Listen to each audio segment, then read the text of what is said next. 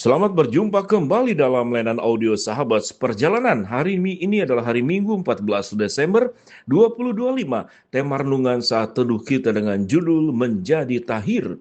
Firman Tuhan terambil dalam Markus 1 ayat 40 sampai dengan ke-42. Seseorang yang sakit kusta datang kepada Yesus dan sambil berlutut di hadapannya. Dia memohon bantuannya, katanya, "Kalau engkau mau, engkau dapat mentahirkan aku." Maka tergeraklah hatinya oleh belas kasihan. Ia mengulurkan tangannya, menjamah orang itu dan berkata kepadanya, "Aku mau, jadilah engkau tahir." Seketika itu juga lenyaplah penyakit kusta itu dari orang itu dan ia menjadi tahir.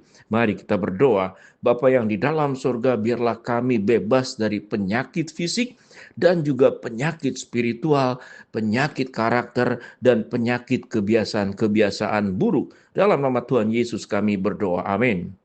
Shalom sahabat seperjalanan yang dikasihi Tuhan. Pada waktu itu, pada zaman Tuhan Yesus dan zaman-zaman sebelumnya, mengalami sakit kusta adalah perkara yang sangat serius karena pengobatan yang belum didapatkan dan belum ditemukan. Namun kita yang hidup di zaman abad modern ini, abad yang ada saat sekarang, kita sudah bertemu dengan berbagai macam obat yang baik, yang canggih, namun juga memang ada penyakit-penyakit baru yang belum diketemukan obatnya. Tetapi pada waktu itu, kusta itu lebih menyeramkan daripada kanker.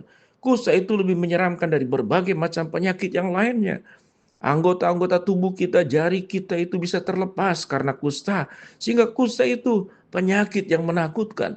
Sekalipun itu adalah anggota keluarga kita, akan dipisahkan. Tidak boleh satu rumah. Bahkan setelah sembuh dinyatakan oleh imam, kalau memang kemudian sembuh, itu harus diasingkan selama 7 hari. Sebelum kemudian imam mengatakan bahwa dia sembuh total. Jadi sangat menakutkan.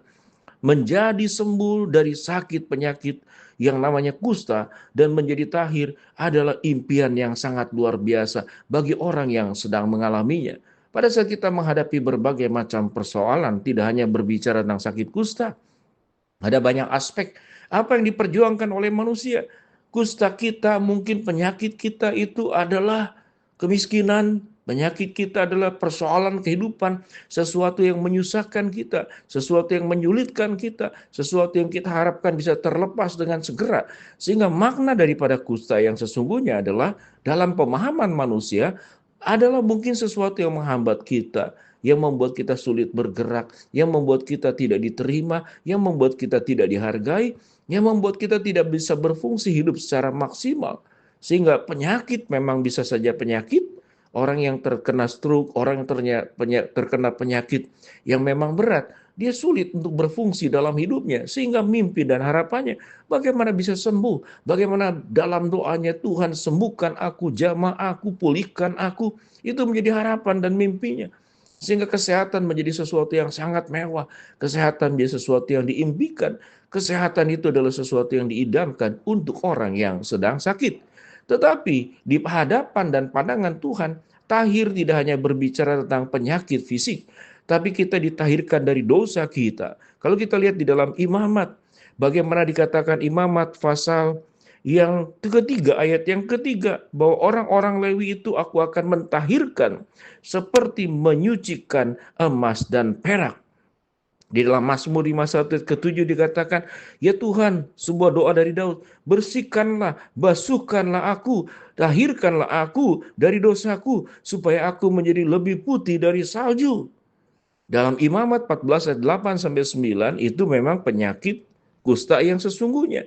Setelah ditahirkan dan sembuh, maka dia mencuci pakaiannya, mencukur rambutnya, membasuh tubuhnya, dan tinggal di luar kemah seperti yang dijelaskan tadi selama 7 hari. Artinya penyakit kusta baik secara fisik, baik secara spiritual, baik secara karakter adalah sesuatu yang buruk yang bisa membunuh kita.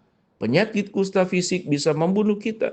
Tetapi ada penyakit dosa ya karakter, itu bisa membunuh karakter kita, membunuh hubungan kita. Dan Alkitab mengatakan iblis itu memang pembunuh. Membunuh. Apa yang dimaksud dengan membunuh? Dia memang tidak akan bisa membunuh fisik kita, tapi membunuh di dalam artian kita menjadi orang-orang yang mati di dalam dosa kita, mati di dalam keserakahan kita, mati di dalam arogansi kita, mati di dalam hawa nafsu kita, mati di dalam jalan yang kita pilih sendiri, dan kita meninggalkan jalan Tuhan. Dan pada akhirnya, orang-orang yang meninggalkan Tuhan, dia akan mengalami mati juga, yaitu kematian kekal. Cukup menarik yang disebut dengan kematian kekal. Kematian kekal itu sebetulnya bukan mati. Dia itu hidup, tetapi di dalam penderitaan yang kekal. Itu disebut dengan mati kekal. Kalau mati secara pemahaman kita, selesai. Orang yang mati secara fisik, dia tidak bisa merasakan lapar, tidak bisa merasakan susah, dia tidak akan bisa merasakan berbagai macam perasaan-perasaan yang buruk selama hidup. Tetapi mati kekal adalah sebuah siksaan yang kekal, dalam kehidupan yang kekal, namun di dalam penderitaan. Jadi, mati kekal itu sangat menakutkan. Biarlah kita berjuang, tidak hanya berdoa untuk kesembuhan fisik kita, dari kusta-kusta penyakit-penyakit kita yang saat ini mungkin bukan kusta, mungkin jantung, mungkin ginjal, mungkin ada penyakit-penyakit kronis lain dalam hidup kita. Kita berdoa, mungkin itu bukan kita, tapi anggota keluarga kita. Kita berdoa mohon kesembuhan. Tetapi ada kusta yang bisa menyerang pikiran kita. Pikiran-pikiran jahat, pikiran-pikiran penuh dengan sifat-sifat licik. Penyakit kusta itu bisa menyerang juga hati kita. Iri hati, kemarahan, kebencian, rasa takut, rasa khawatir. Dan kusta itu juga bisa menyerang mulut kita. Kita berkata-kata yang menyakiti orang lain, melukai orang lain. Kita seringkali bersikap arogan, meninggikan diri, dan merendahkan orang lain. Itu kusta mulut. Ada kusta mulut, ada kusta pikiran, ada kusta perasaan. Dan seluruh kehidupan kita bisa menjadi penuh dengan kusta. Biar kita menjadi orang yang ditahirkan oleh Allah dan berdoa, ya Tuhan, tahirkanlah aku seperti pengakuan dosa Daud dalam Mazmur 31. Bersihkanlah aku ya Tuhan, basuhlah aku ya Tuhan, tahirkanlah aku ya Tuhan, supaya aku menjadi lebih putih dari salju dan lebih putih dari bulu domba. Maka perjuangan kita tidak hanya berbicara tentang penyakit fisik yang seringkali punya kepekaan. Kita sangat cepat untuk meminta kesembuhan dari penyakit fisik. Bayangkan sakit gigi saja, betapa susahnya. Kalau kita ke dokter gigi, sakit gigi, ternyata antrian banyak. Waduh, itu luar biasa. Kita akan kesal sekali, setiap menit itu seakan-akan waktu-waktu yang sangat menyiksa. Lalu setelah kemudian ke dokter, dokter mungkin memberikan resep, lalu perjalanan mencari obat itu menyiksa. Kalau kita sedemikian berjuang untuk kesembuhan daripada sakit fisik, mengapa kita tidak berjuang juga dengan segera supaya kita cepat sembuh dari sakit pikiran, dari kusta mulut, kusta pikiran, kusta perasaan, kusta kehidupan. Tangan kita melakukan pekerjaan-pekerjaan yang salah. Jalan kita menuju kepada jalan-jalan yang menyimpang dan meninggalkan jalan Tuhan. Jadilah tahir.